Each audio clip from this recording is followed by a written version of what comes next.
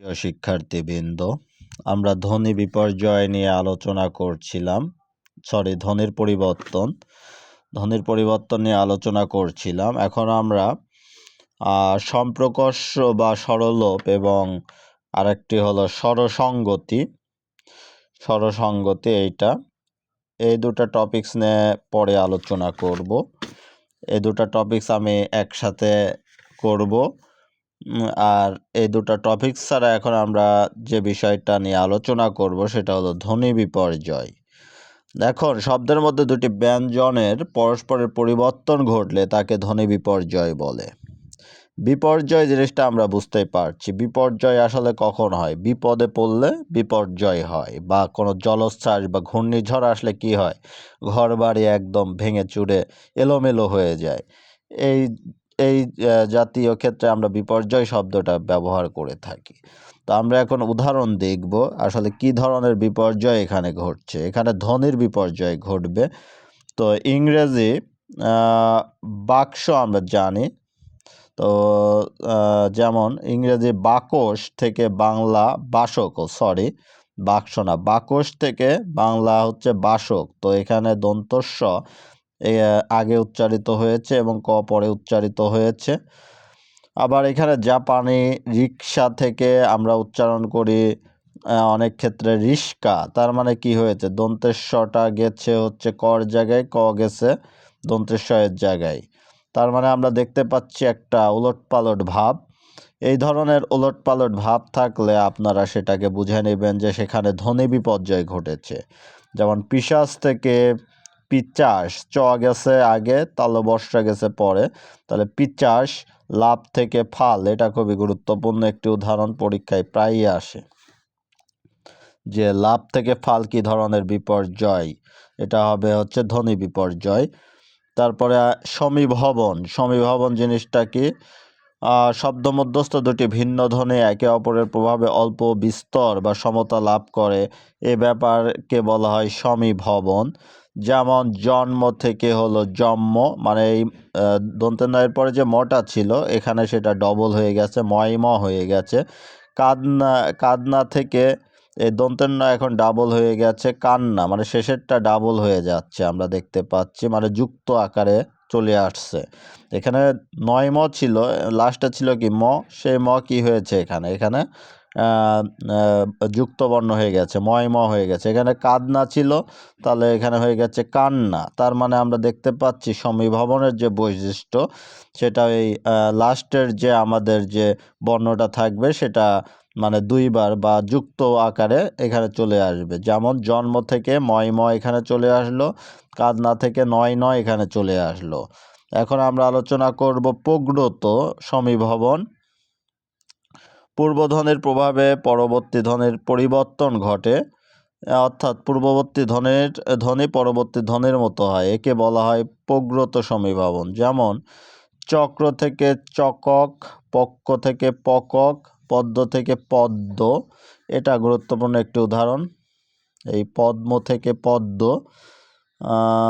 এটা পদ্ম থেকে হচ্ছে পদ্ম, এটা একটি গুরুত্বপূর্ণ উদাহরণ।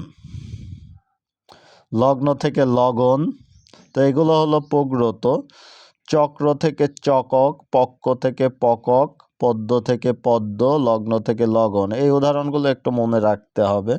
আর পরাগত হলো পরবর্তী ধ্বনির প্রভাবে, আর এখানে প্রগ্রতার ইংরেজিটাও আমাদের মাথায় রাখতে হবে। প্রোগ্রেসিভ সমীভবনের ইংরেজি হলো অ্যাসিমিলেশন, এই ইংরেজিগুলো আসে।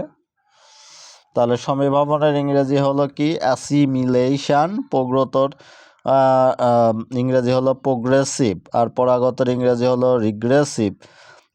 তাহলে পরাগত সমীভবনের সংজ্ঞা হলো পরবর্তী ধ্বনির প্রভাবে পূর্ববর্তী ধ্বনির পরিবর্তন হয়, একে বলে পরাগত সমীভবন। পরাগত বুঝতেই পারছি আমরা, মানে পরের আগত হওয়াকে পরাগত, পরবর্তী ধ্বনির প্রভাবে পূর্ববর্তী ধ্বনির পরিবর্তন। তজন্য, তাহলে তজ্যোগ জন্য, তজন্য।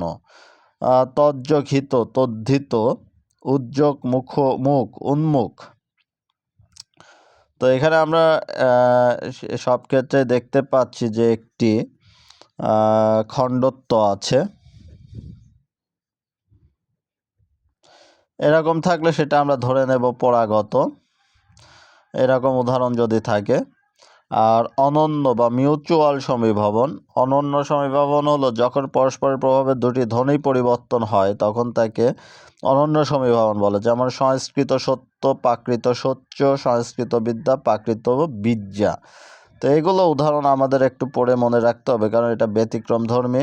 আর এগুলো থেকে তেমন আমি কোশ্চেন দেখি নাই, অনন্য সমীভবন থেকে কোশ্চেন আসছে এমন আমি এখনো খুঁজে পাইনি। আর বিষমীভবনটা গুরুত্বপূর্ণ। দুটি সমবর্ণের একটির পরিবর্তনকে বিষমীভবন বলে। যেমন এটা গুরুত্বপূর্ণ, এই যে উদাহরণটা আমরা দেখতে পাচ্ছি, শরীর থেকে হলো শরীল।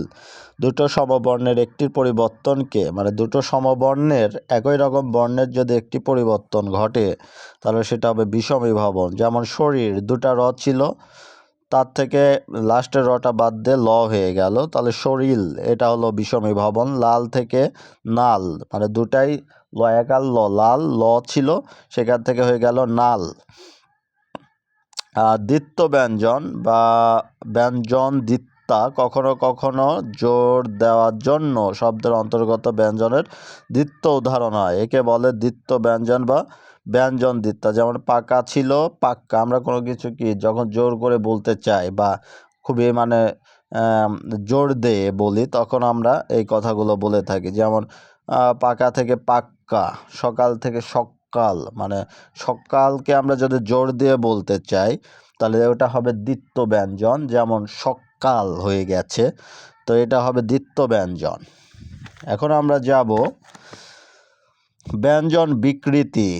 ব্যঞ্জন বিকৃতি, বিকৃতি অর্থ আমরা বুঝতেই পারছি। বিকৃতি অর্থ হলো মানে কোনো জিনিস বিকৃতি হয়ে যাওয়া। এটা কোনো আগমন নয়, এটা পুরোপুরি বিকৃতি, মানে পুরোপুরি ভিন্ন একটা শব্দ চলে আসবে। যেমন করাট থেকে হলো কপাট, সরি কবাট থেকে হলো করাত, কপাট। এখানে আমরা দেখতে পাচ্ছি ব ছিল, পরে প চলে আসলো। ধোপা, তারপর ধোবা থেকে ধোপা, ধাইমা থেকে দাইমা, তার মানে পুরো শব্দটাই বিকৃতি হয়ে গেছে। কবাট থেকে কপাট, ধোবা থেকে ধোপা, দাইমা থেকে ধাইমা থেকে দাইমা। ব্যঞ্জন চ্যুতি, ব্যঞ্জন চ্যুতি হলো এটা উদাহরণ দিয়ে আমরা জাস্ট বুঝতে চেষ্টা করি ব্যঞ্জন চ্যুতি জিনিসটা কি। বউ দিদি, এখানে দিদি দুটা ছিল কিন্তু একটা হয়ে গেছে, একটা বাদ চলে গেছে বা মাইনাস চলে গেছে, তাহলে কি হবে, ব্যঞ্জন চ্যুতি হয়ে গেল। তারপরে হচ্ছে মানে দয় হর্ষি দি, যে হচ্ছে ধ্বনি, যে ধ্বনি লোপ পেল, এজন্য এখানে ব্যঞ্জন ধ্বনি যে লোপ পেল এখানে, এজন্য এটাকে বলা হচ্ছে ব্যঞ্জন চ্যুতি। যেমন বউ দিদি, বউ দিদি, বড় দাদা, বড়দা, তো এখানে দয়াকার লোপ পেয়ে যাচ্ছে, ব্যঞ্জন ধ্বনি লোপ পাচ্ছে, এজন্য এটা হলো ব্যঞ্জন চ্যুতি। আর অন্তর্নিহিতি, অন্তর্হতি, পদের মধ্যে কোনো ব্যঞ্জন ধ্বনি লোপ পেলে তাকে বলে অন্তর্হতি। যেমন ফাল্গুন থেকে ফাগুন, ফলাহার থেকে ফলার, এটা গুরুত্বপূর্ণ। এই হচ্ছে অন্তর্হতি, এটা গুরুত্বপূর্ণ। ফাল্গুন থেকে ফাগুন হলো, তার মানে এখানে হচ্ছে ল, এই লটা বাদ চলে গেল। ফলাহার থেকে ফলার, হ আকার বাদ চলে গেল। আলাহিদা থেকে আলাদা। তো এগুলো হলো অন্তর্হতি এর উদাহরণ। আর একটা আছে অভিশ্রুতি, বিপর্যস্ত। আচ্ছা, অন্তর্হতির সংজ্ঞাটা আমরা পড়ে নেই। পদের মধ্যে কোনো ব্যঞ্জনধ্বনি লোপ পেলে তাকে বলে অন্তর্হতি। তো এটার উদাহরণগুলো আমরা আবার একবার পড়ব। ফাল্গুন থেকে ফাগুন, ফলাহার থেকে ফলার, আলাহিদা থেকে আলাদা, এগুলো হলো অন্তর্হতি। অভিশ্রুতি বা এটাকে বলা হচ্ছে ইমলাউট। বিপর্যস্ত স্বরধ্বনির পূর্ববর্তী স্বরধ্বনির সাথে কোনো মিলে গেলে তদানুসারে পরবর্তী স্বরধ্বনির পরিবর্তন ঘটলে তাকে বলে অভিশ্রুতি। যেমন শুনিয়া থেকে শুনে, বলিয়া থেকে বলে, হাটুয়া থেকে হাউটা, তার থেকে হেঁটো, মাসুয়া থেকে মেসো ইত্যাদি। সাধু ভাষাকে চলিত ভাষা বানানো। আচ্ছা, এখানে শুনিয়া যে সাধু ভাষা ছিল এটাকে চলিত ভাষায় রূপান্তর করা হয়েছে।